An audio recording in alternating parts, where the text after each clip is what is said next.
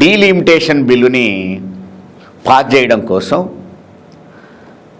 దాంతోపాటు అంటే ఆ రాజ్యాంగ సవరణ 131వ రాజ్యాంగ సవరణ చేయడం కోసం ఆ రాజ్యాంగ సవరణకి దీన్ని లింకు పెట్టి మహిళా బిల్లును కూడా డీలిమిటేషన్ బిల్లుకి లింకు పెట్టి పాస్ చేయించే ప్రయత్నం చేశారు. అప్పటికప్పుడు గెజిట్ని అంటే ఇప్పుడు 17వ తారీఖు నాడు ఎన్నిక జరుగుద్ది అనుకుంటే 16వ తారీఖు నాడు గెజిట్ తీసుకొచ్చారు. దేనికి? 2023లో పాస్ అయిన బిల్లుకి గెజిట్లో 16వ తారీఖు, ఈ నెల 16వ తారీఖు 2026 ఏప్రిల్ 16వ తారీఖు నాడు దాన్ని గెజిట్లో తీసుకొచ్చి 17వ తారీఖు ఎన్నికల్లో డీలిమిటేషన్ దాంట్లో ఓటింగ్కి పెట్టారు. దీన్ని ఏమనాలి? ఇది కుట్ర అనడం కాదా? మహిళా బిల్లుకి ఏ పార్టీ వ్యతిరేకంగా ఉంది?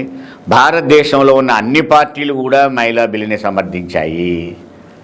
ఆ రోజు సమర్థించింది కాబట్టే పాస్ అయింది. దాని వరకు ఏ పార్టీ వ్యతిరేకంగా లేదు. ఆ ఒక్క బిల్లునే పెట్టి ఎందుకు మహిళా బిల్లుని మీరు 2/3 మెజార్టీతో, ఎందుకంటే రాజ్యాంగ సవరణ కావాలంటే 2/3 మెజార్టీ కాబట్టి 2/3 మెజార్టీ వచ్చేది కదా, బిల్లు పాస్ అయ్యేది కదా, అమెండ్మెంట్ జరిగేది కదా.